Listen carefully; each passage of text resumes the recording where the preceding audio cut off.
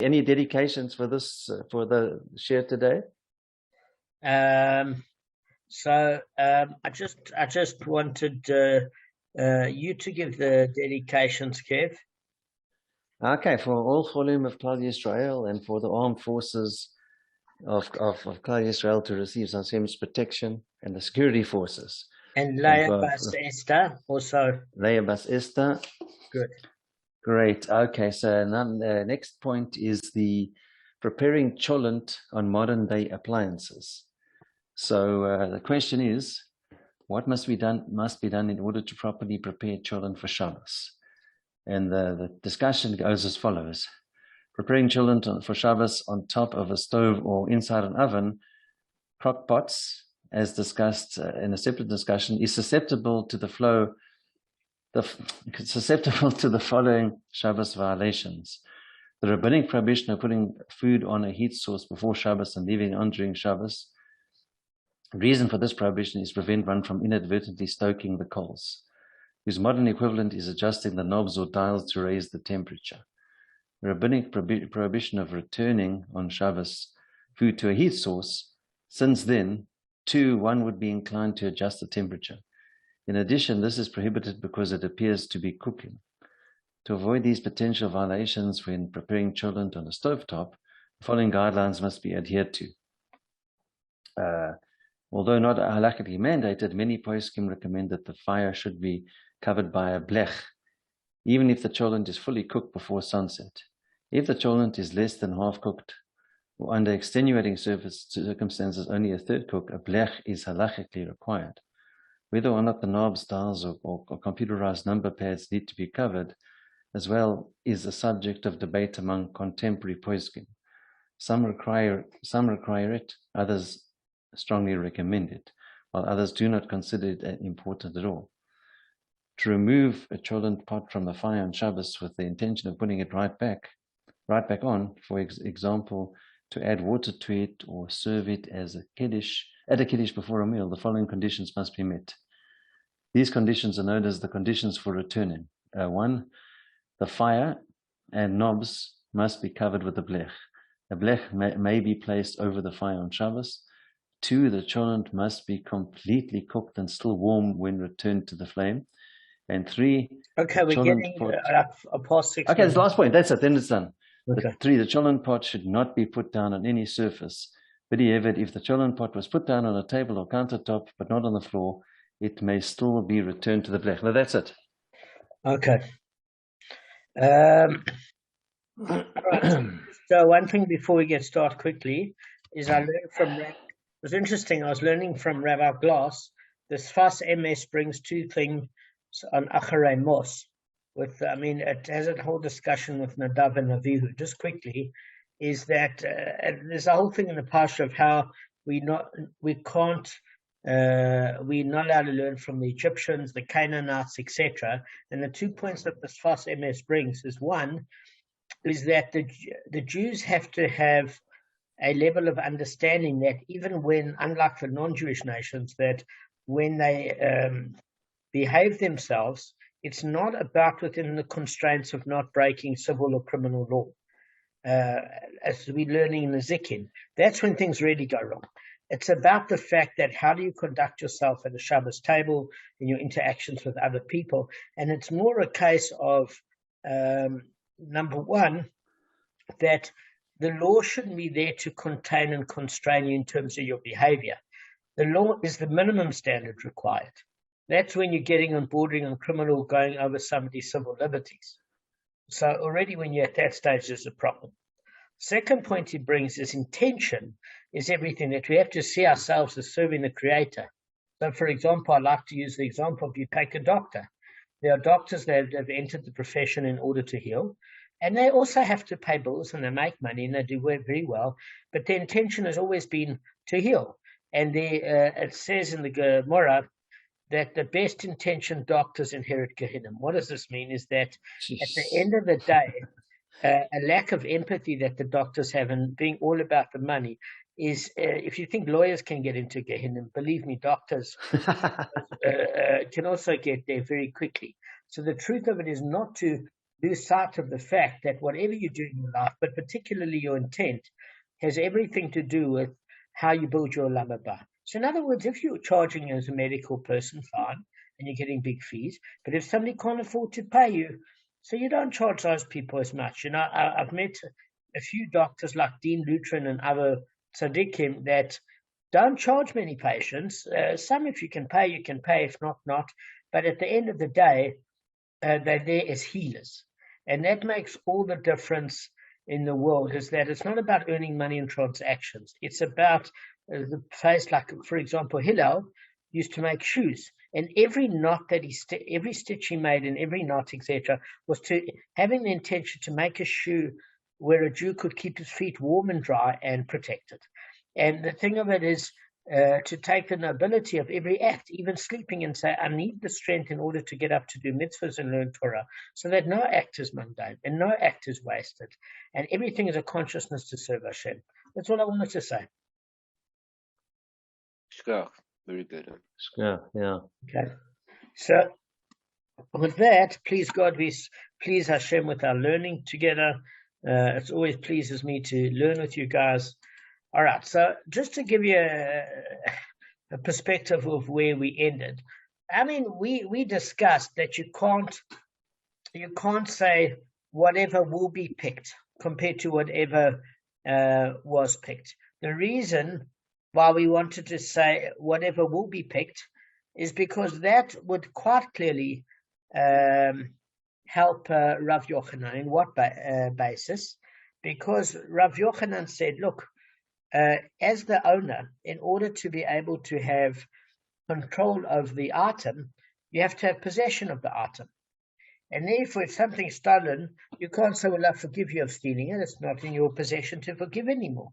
So you would have to make that declaration before it happened. If you should steal anything while it's under my control, it's as if I'm giving it to you. So that's before the case.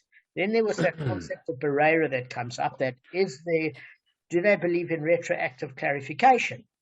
There's a case of Rav Dosa and Rav Yehuda, and we had to clarify whether Rav Yehuda and Rav Yehuda, who does believe in retroactive clarification in the one case, because he said whatever will be picked, and at the end of the day, Rav Dosa said whatever was picked.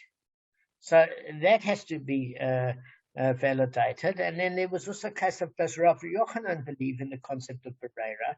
Because if he wants to hold, and the Gemara is suggesting, and say whatever will be picked, then the discrete ones in Rav Dosa don't argue with Rav Yochanan's case, because he's got the owner's got full control before it's stolen from him, at which case it's not a proof for Reish Lakish. And basically, it turns out that you can't use that concept because it never was conclusive that Rav Yehuda or Rav Yochanan were consistent with the concept of Bereira. So therefore, you can't use that as evidence. We found out subsequently, by the way, that the reasons why they hold the Bereira valid in our Mishnah, but not in future Mishnahs.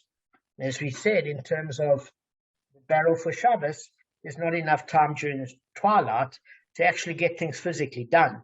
So you make a declaration so that once Shabbos comes out, you then put your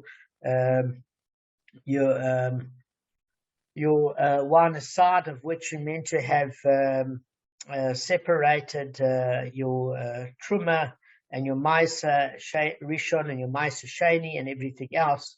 And basically, the case with Rav Yehuda is he's saying, look, I'm not happy, not because I don't hold by the concept of Bereira, we found out later, but in fact that subsequently there could be a damage to the barrel, and then you can never really do the calculation, even if you're careful about not drinking all the wine before, which you can't do because you have to leave enough to count for that you're giving. But still, it's a bit of a problem. And then Rav Yochanan, we see there's a concept of that he doesn't hold by the concept of Bereira, because with regards to inheritors, the brothers, they basically work out shareholdings as opposed to split the estate, because we said the estate is not a percentile, it could be actual land of different value within that land. So they have to almost work like shareholders as opposed to inheritors, and that affects the concept of Barera of adhering to retroactive clarification because of the Yovel. So the bottom line is that we're sitting with the same problem, that Rav Yochanan is at odds end with the discrete ones in Rav Dosa, who say that, look, they basically forgive the thief of taking the item after it was picked. And Rav Yochanan said, well, you can't, because you can only technically, if you did hold to it, would do it once it's in the possession of the original owner. Only then can it be consecrated, deconsecrated, sold, used, etc., etc. So, I mean, we were saying then, fine, well then, how does he disagree with anonymous Mishnah? As Gavin quite rightly said really cleverly, he brings his own anonymous Mishnah.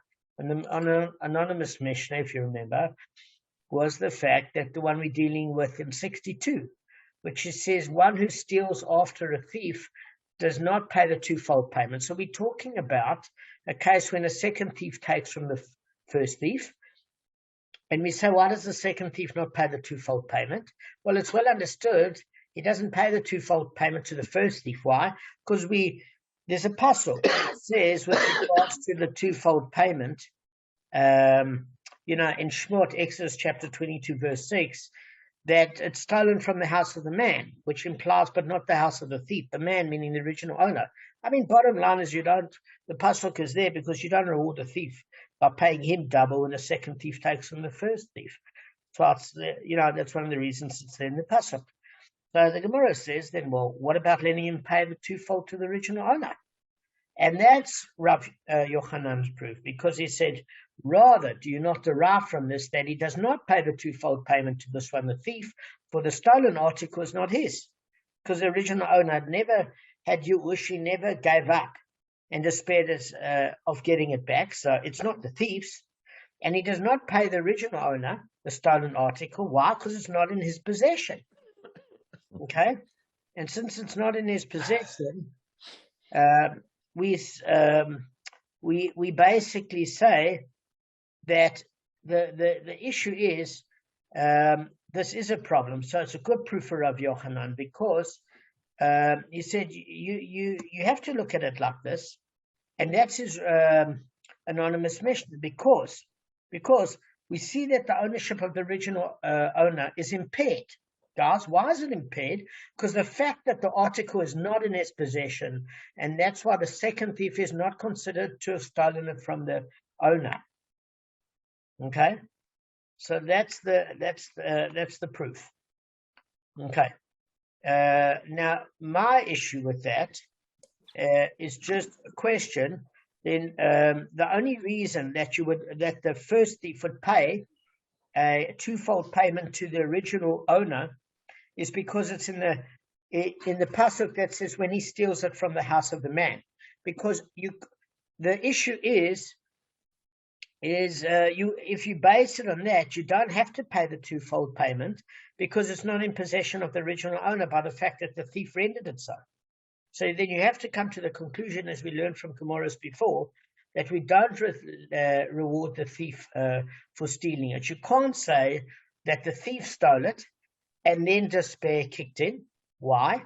Because what caused the despair? The original act of theft, the act of theft happened first. It wasn't simultaneous. It's not like somebody finding a lost article. So, in other words, Rav Yochanan is using this pure logic based on the respective Chumash sources, and his anonymous Mishnah is very strong. It's just as strong. Okay, so now what do we do? So, the thing of it, the Gemara asks, but what reason do you see that would lead Rav Yochanan to follow this anonymous Mishnah? In other words, the Gemara is asking, okay, so why follow this one? Why not follow the other one? It is strong. It's concurring.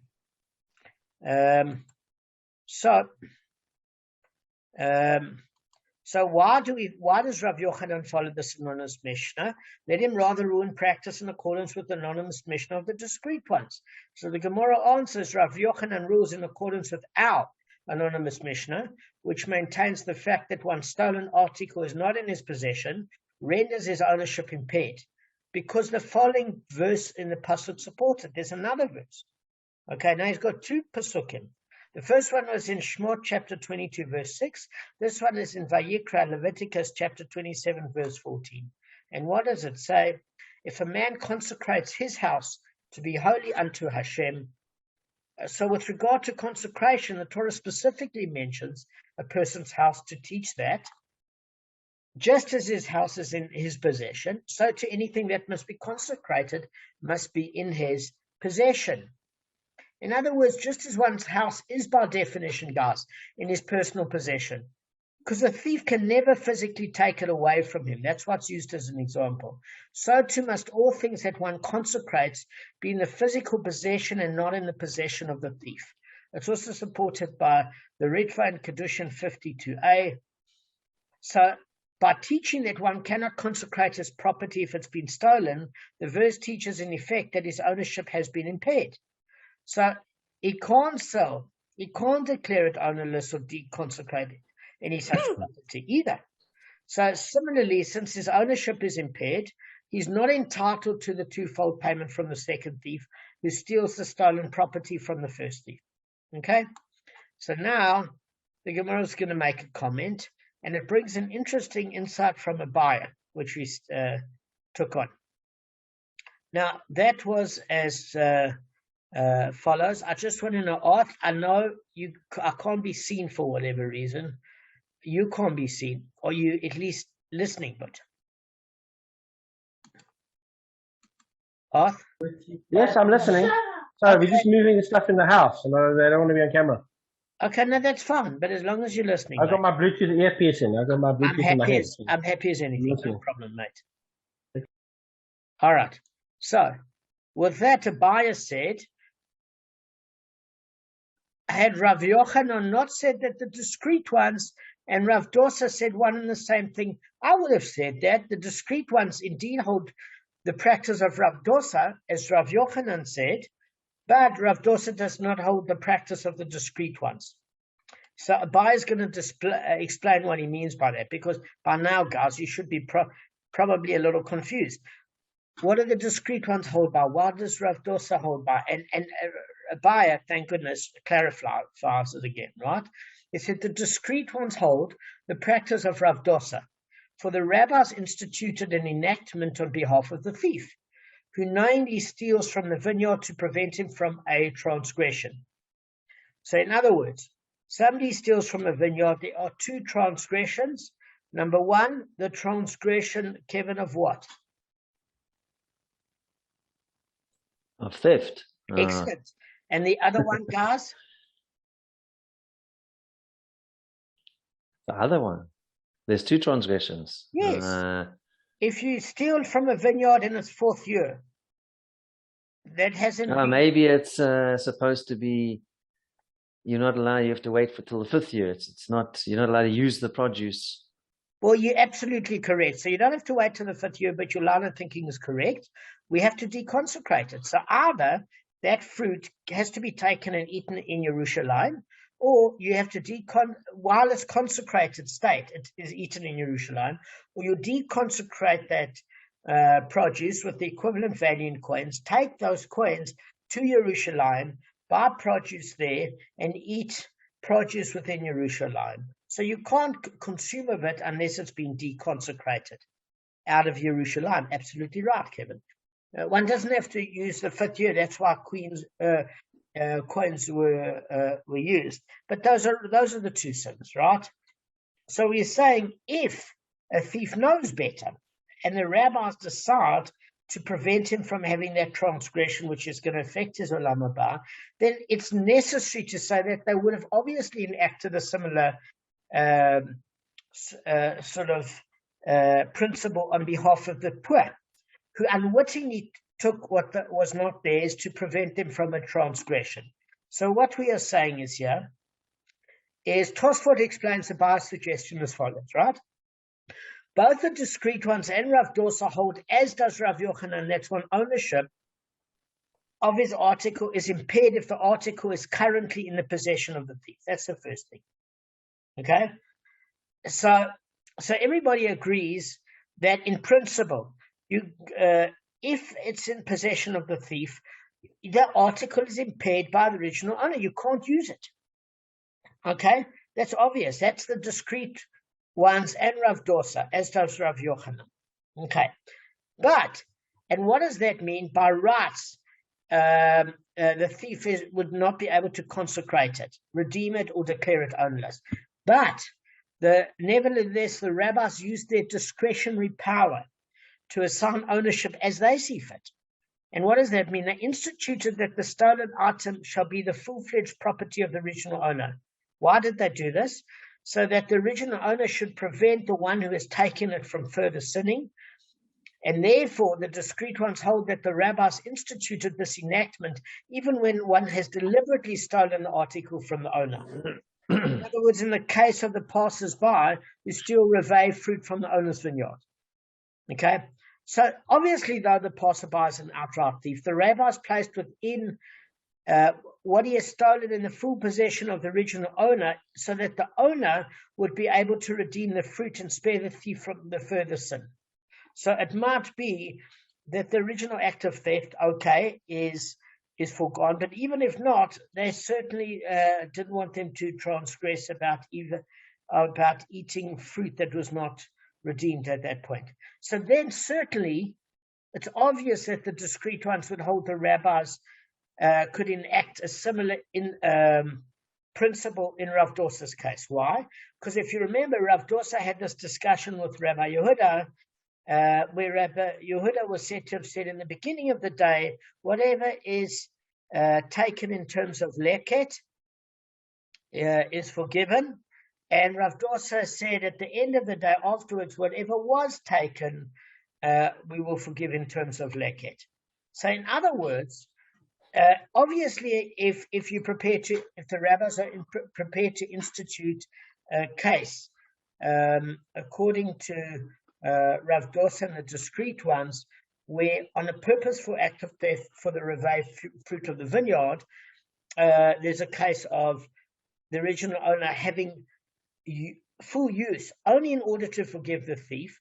Obviously, in a case where it's unwitting theft by a poor person that doesn't know that you can't take more than 2 ears of grain. In that particular case, sure, that same rabbinic enactment would be there.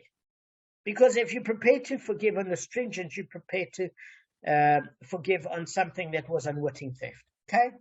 But this is... So basically, because it's the ignorance. They didn't want to steal what wasn't theirs. So that the enactment would place the stolen leket in the full possession of the original owner so that he'd be able to declare it ownerless and thereby save the poor who's taken it from eating table. So which means, guys, one thing is, according to Abaya's suggestion, originally, he actually does agree with Rav Yochanan that the original owner doesn't have, if he doesn't have possession of the item, he has no control over it. But it had to be a special rabbinic enactment to allow him to have such control in order to forgive the thief. Does that make sense? But by law, you can understand why it's not automatic. There's no possession. Okay. So we can understand, as far as that's concerned, so the discreet ones hold by the practice of Rav Dosa, okay? Because basically, the discreet ones hold that even with the reveille vineyard fruit, they're forgiven. So obviously, when Rav Dosa has a case with the leket, when it's poor people that unwittingly sin, of course the rabbis would agree, because it's a case of not a purposeful theft, but an accidental theft. But Rav Dosa does not hold by the practice of the discreet ones. Why? Because Rav Dosa said it's only on behalf of the unwitting poor that the rabbis instituted an enactment to prevent them from a transgression. In other words, if somebody is ignorant and they take more than 2 leket, they don't know. But the rabbis did not place that sort of lenient enactment to forgive a purposeful thief, to prevent him from a transgression. In other words, with the leket, the poor think they are entitled to the gleanings. They took more than they thought they were allowed to take. It was accidental or unwitting, or they didn't know better. It's different from a person breaking in your place and taking fruit off your vineyard who knows he's committing an act of theft. In the Lekit case, he didn't know. So what Rav Dosa is saying, in my case, the whole rabbinic enactment was in order to allow the unwitting thief to be forgiven of any sort of thievery, and with regards to separating truma, because he doesn't know he's taken some of the owner's stuff, because the poor don't have to pay separate for the coin and other things because they're receiving charity, but not for somebody that's a witting thief. Do you understand that, guys? How it works? But this is the one thing that you've got to realize, is that Abai is saying that that's how he would have seen it. But just remember his first statement. Had Rav Yochanan not said that the discreet ones and Rav Dosa had said one and the same thing, I would have said that the discreet ones hold by the practice of Rav Dosa, as does Rav Yochanan, but Rav Dosa does not hold by the practice of the discreet ones. So number one, Abai is making the statement that he has to agree with Rav Yochanan because Rav Yochanan is more senior to him, I think, from previous generations. And number two is that Rav Yochanan is making a different statement. He was saying you could have come to think that, but Rav Yochanan has equated the rulings of the discreet ones and Rav Dosa, despite the distinction pointed out by Abai. In other words, despite the fact that there could be purposeful theft compared to unwitting theft, the law does not distinguish between the deliberate and unwitting thief. In other words, both rulings hold, unlike Rav Yochanan, that one's ownership of a stolen article is not impaired by the fact that it's not in his physical possession, and he remains able to consecrate, redeem, or declare it ownerless. That's the explanation by Tosfot. So what it's saying is this, is the rabbis didn't give a partial enactment. So again, guys, by law, a person that doesn't have an article in his possession is not able to control it and therefore can't give it away. So there would be a case of theft, okay?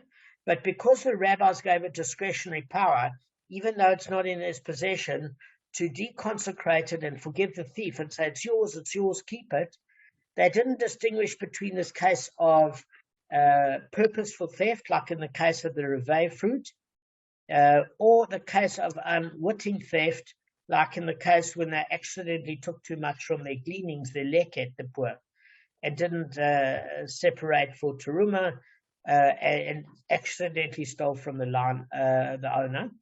So there's that with the rabbi enactment of both the discreet ones and Rav Dosa holding the same. Rabbis didn't distinguish. That's what Rav Yochanan says. Rav Yochanan still says he doesn't agree, because if it's not in your possession, he doesn't agree with that rabbinical enactment, because he said the fact of it is, if it's not in your possession, it's not in your possession, and therefore if you haven't given up, despaired, and had Yeush, then the thief can't own it.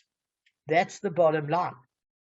Does that make sense? So you might ask yourself, even according to Bayer's initial suggestion, how is it possible that the rabbis never distinguished between an unwitting thief and a purposeful thief?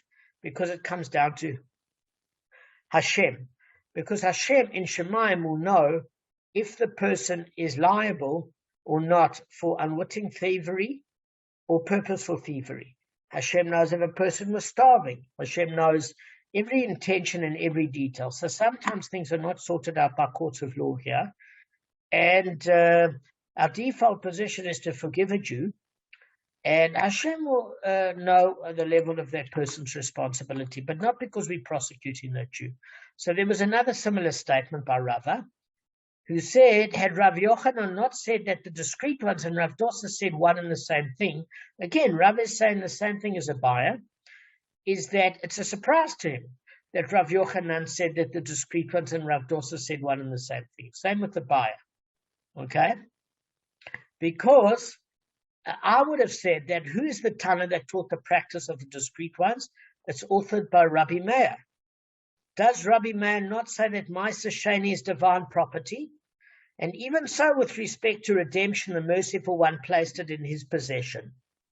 For it is written, and a person shall redeem some of his tithe, he shall add a fifth to it. Okay?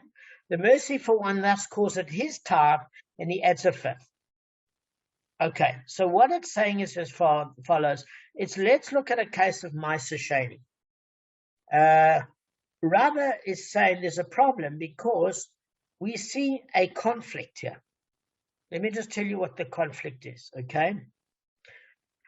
There's two conflicting verses in the Chumash with regards to Ma'aser Sheni. On the one hand, the Torah states in Leviticus Vayikra chapter 27:30 that Ma'aser Sheni is known as Kodesh La Hashem, holy to Hashem.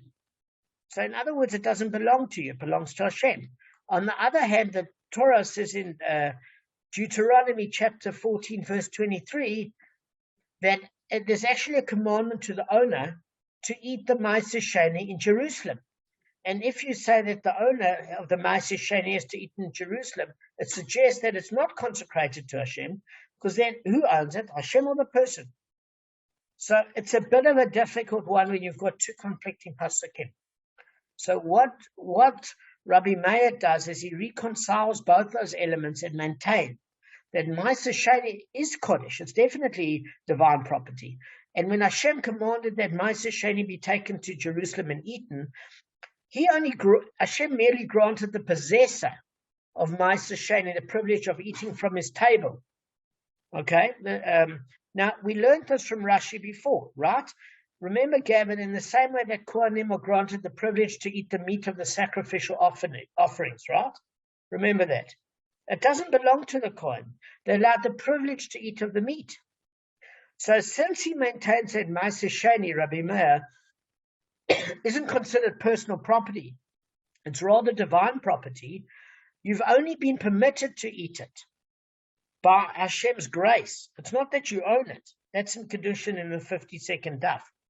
So the whole issue, why is it in Kedushin?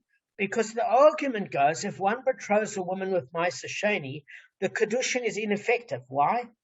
Because just as a Kohen who betroths a woman with his portion of sacrificial meat doesn't affect Kedushin because it's not his, he's only entitled to eat from it, it's not an effective marriage proposal in terms of what you would use.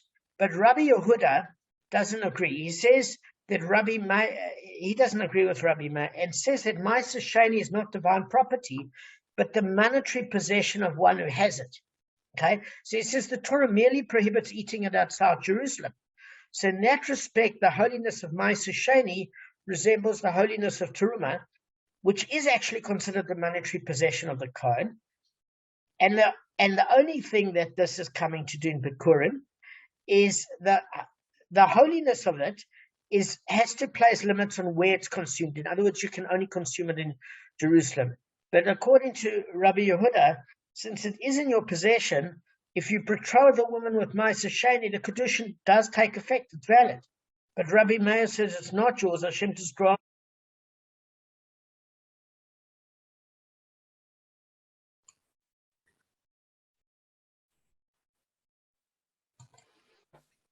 Guys, I nearly muted myself. Yeah, I'm sure it would have relieved all of you. But sorry, you stuck with me for a few minutes. All right. So what we're saying is, what's this thing with Rava? What's he actually saying? Okay, he's coming from a different angle from Abaya. Abaya was coming from the angle is that unless Rav Yochanan said that the discrete ones and Rav Dosa were on the same page, we would have said that only in the case of an unwitting sin, or you've got a rabbinical decree to almost have it in your authority to give it up and forgive, even though it wasn't in your possession, but in the case of a purposeful thief, you wouldn't. And Rav Yochanan tells us that the discretionary power of the rabbis was applied. They applied it to the owner in the case where it was an unwitting thief or purposeful thief. So that was an interesting one. Rava is saying something completely different. He's saying, what's this issue that he's bringing about Rabbi Meir, that Ma'aser Sheni is a divine property or not? Is it your property? And we're going to see what point he's going to make now. So it says Had Rav Yochanan not said that the discrete ones and Rav Dosa said one and the same thing, Rava would have said, who is the Tana that taught the practice of the discrete ones? It is authored by Rabbi Meir. Does Rabbi Meir not say that Ma'aseh Sheni is divine property? And even so, with respect to redemption, the merciful one placed it in his possession. For it is written, and if a person shall redeem some of his tithe, he adds a fifth to it. The merciful one calls it his tithe, and he adds a fifth. So what's this thing? There's a verse in Leviticus, Vayikra chapter 27, verse 31. And the Torah differentiates in that verse between an owner of Ma'aseh Sheni who redeems his own Ma'aseh Sheni and a non-owner who redeems someone else's Ma'aseh Sheni on their behalf with the owner's consent. So in other words, when a non-owner redeems Ma'aseh Sheni, he redeems it at face value. Whereas the owner redeems his Ma'aseh Sheni, he must redeem it at a fifth above its value. Why? Because if somebody's doing you a favor and doing a mitzvah for you, it shouldn't have to cost them physical money. But when the original owner redeems his own, he has to add a fifth to it when he redeems it. In other words, the Ma'aseh Sheni should be consecrated within Yerushalayim. If you want to redeem it with coins and use those coins and eat that Ma'aseh Sheni or use it out of Yerushalayim, it's going to cost you a fifth extra. But it's only for the original owner, which proves there's some sort of ownership or possession, even though, according to Rabbi Meir, it belongs to the Most High. Hashem has allowed you to, inverted commas, have possession for it and to partake of it. As far as that's concerned, Rabbi Yehuda says it is yours. There's no issue. So according to Rabbi Meir, there's technically no such thing as an owner of Ma'aseh Sheni, guys. Well, it doesn't matter what purpose whose grain the Ma'aseh Sheni was separated from. It's not his personal property, it's the property of the divine. Nevertheless, it's evident that with respect to redemption, okay, the Torah places the Ma'aseh Sheni in the owner's possession in order that if he wants to consume it out of Yerushalayim, he has to take those coins, deconsecrate it, take those coins to Yerushalayim and eat something equivalent there and add a fifth, okay? And that proves that if somebody's doing it on his behalf and deconsecrates that there's no fifth added, that in some way he does possess it, but it's a granted possession from the Most High. So in other words, if the Torah wouldn't place the Ma'aseh Sheni in an owner's possession with respect to redemption, he wouldn't have to add a fifth to it. That's according to Rashi. So there is some form of possession. So in other words, although it's divine property, the merciful one placed it in his possession with respect to redemption, so that in the case of this holy written, with respect to the fruit of the fourth year of vineyard, the law is, although it's not technically his property, the merciful one placed in his possession with regard to deconsecrating it. So I'm going to explain to you what this means. Okay. So what it's doing now is it's taking the discussion of Ma'aseh Sheni and it's putting it on the revei fruits, Kevin. So what it's saying is you've got to distinguish now a difference in the case, according to Rava, between leket, which is really the original owner's property, no question, compared to revei fruit, which is not necessarily the original owner's possession. It belongs to Hashem, and the original owner is granted ownership rights to possess it or consume it, but it's not really his. And why is that the difference? Because we're going to see that's where the discrete ones in Rav Dosa kind of disagree, according to Rava. Okay? So what it's saying is here, there's a Gezeira Shaba. Okay? So I'll explain to you what we mean by the Gezeira Shaba. Okay? It's written here with respect to the fourth year of Vineyard 2. Rabbi Meir derives its law through a Gezeira Shava from Ma'aseh Sheni. Okay, using the words Kodesh Kodesh, holy holy. Okay, praises to Hashem, and the same is written with respect to Ma'aseh Sheni. So what happens is that any tithe of the land, of the seed of the land, of the fruit of the tree belongs to Hashem. It's holy to Hashem. So in other words, just as Ma'aseh Sheni is holy to Hashem, and although it's divine property, the merciful one placed it in the possession with respect to redemption. It's exactly the same thing, guys. There's that extra word holy in the pasuk with regards to the fourth year vineyard, the Revei fruit. And the law is, although it's not technically his property, the merciful one placed it in his possession with respect to deconsecrating it. Okay? So what it's saying is there's a Gezerah Shava to compare the fourth year vineyard to Ma'aseh Sheni. So we derive that just as Ma'aseh Sheni is divine property, so too the fruit of the fourth year vineyard is divine property.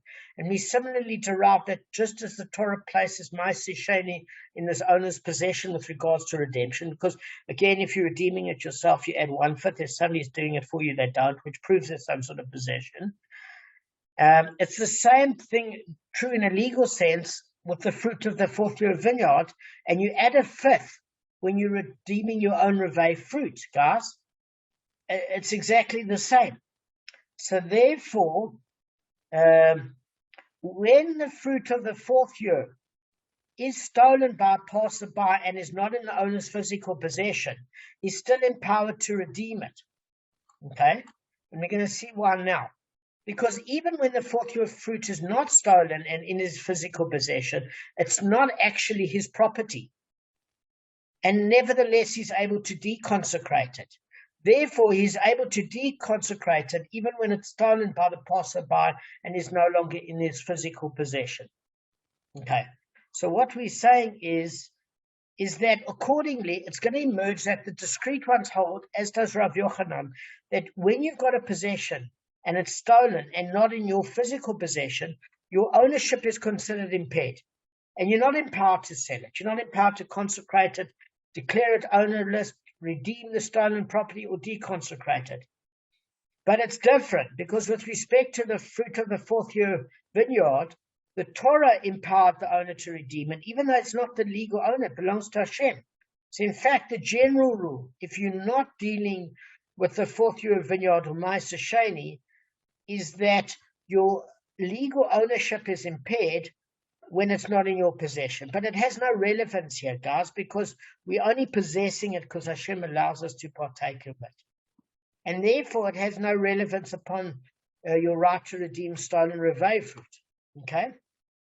So, this is what Rav is saying. Therefore, you've got a different case, because with respect to Rav Doss's case of Leket, however, since the property we are dealing with really belongs to the original owner, okay? In other words, we're not dealing with the fourth year vineyard. We're dealing with a guy that's got a farm, and he's harvesting it, and he leaves the corner per hour to the gleanings for the poor to take, 2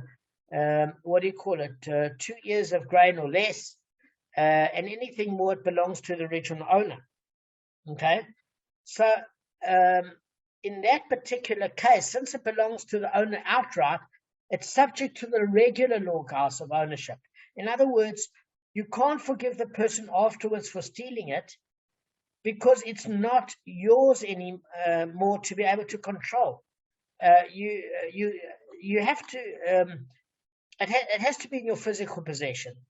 So, in other words, since it is property that we are dealing with, the discrete ones would dispute Rav Doss's ruling and hold, as does Rav Yochanan, that it's only when in is his physical possession that he can declare it ownerless, but when it's not in his physical possession, he cannot declare it ownerless.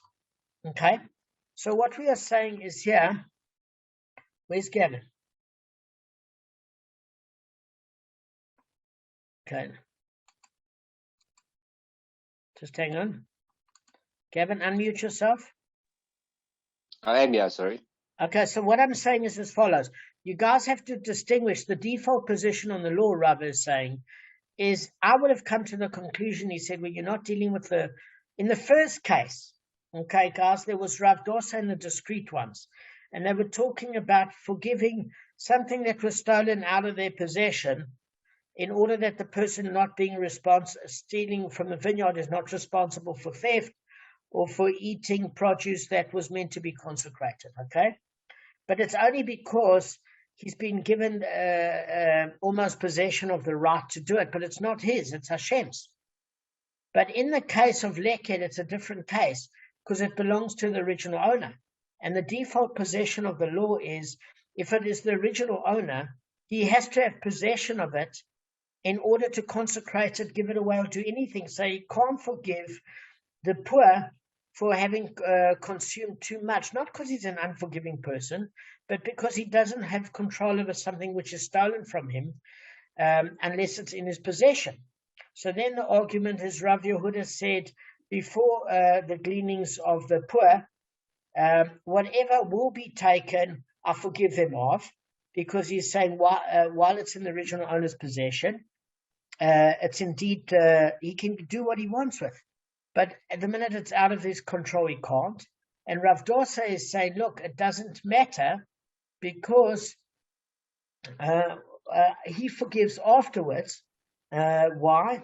Because it was an unwitting theft, and the original owner still is saying can control his ability to redeem, even though he doesn't have full possession. So what Rav Yochanan is coming to do is set the record straight and says, look, the discrete ones and Rav Dosa have the same opinion, and that opinion is they basically can forgive one even when it's not in their possession. And they both have exactly the same position. But I, Rav Yochanan, disagree and say that you can only deconsecrate it, sell, use as the original owner if it's in your possession, and forgive thievery if it's in your possession, but not when you have no control of it. Because he says, why is the twofold payment not made? If a second thief does it to the first thief, because of the pasuk, it has to be in his house, the original owner's house, and it's coming to teach you don't reward thievery. But also, why doesn't he pay the double portion to the owner? If he steals it, he pays double. It's because it's not in the original owner's possession, so he's not truly the owner in the full sense of the word. All right, guys, we're done. I hope that was handy. Yeah, no, thank you. Thanks, Damon. Okay, I try to keep it as similar Thanks, mate. as possible. Thanks, guys. Mm. Hang on. Yeah. Hang on. What? There's one more comment and then we're done. Sorry. And then we're done with the subject. Yet another similar comment, Ravina said, had Rav Yochanan not said the discrete ones and Rav Dosa said the same thing, I would have said that who is the Tana that taught the practice of the discrete ones? It's authored by Rav Dosa himself. I would have said that there is anonymous Mishnah doesn't pose a difficulty for Rav Yochanan, who, although he stated that the halacha accords with anonymous Mishnah, rules against the anonymous Mishnah that relates to the practice of the discrete ones. I'll explain what this means now. For I will have said further that Rav Yochanan did not say that the halacha accords with the anonymous ruling of an individual.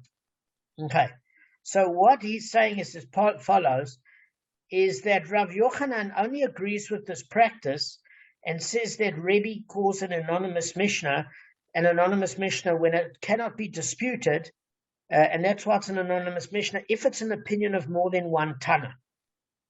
In other words, there more than one Tana, but it's not arguable, and therefore it's known as an anonymous Mishnah, and you can't refute it. But when it's an anonymous Mishnah that's set forth by one individual, he doesn't agree that Rebbe's intent was that you can't argue with it at all. It's only when an anonymous Mishnah is written by more than one Tana. So if Rav Dosa wrote it in terms of the opinion of the discrete ones and his opinion, it's his opinion, so therefore he can bring an anonymous Mishnah and disagree with it, but he has to also bring an anonymous Mishnah, guys. It has to be of the same standing. But it's irrefutable if it's many Tanoim that have the anonymous Mishnah. That's what Ravina is basically saying. Okay, good. Now we're done with that subject. We're going to go to another subject. I hope you guys are happy. It's done. It's complete. Thank you. Yeah. Pleasure, guys. I hope you at least appreciate that it's done. We're on the 70th daf. Yeshakach, guys. What time on Monday, Damon? All right. Guys, tell me what time on Monday? 5. If 5 is possible, done. Dan. Is Arthur Yeah, with that's five great is for fine for me. me. Yeah. Five is good. Is that good for you, Arthur? 6 Five o'clock is for good. us. Yeah, the 6 is earlier the fine for better, me. Damon.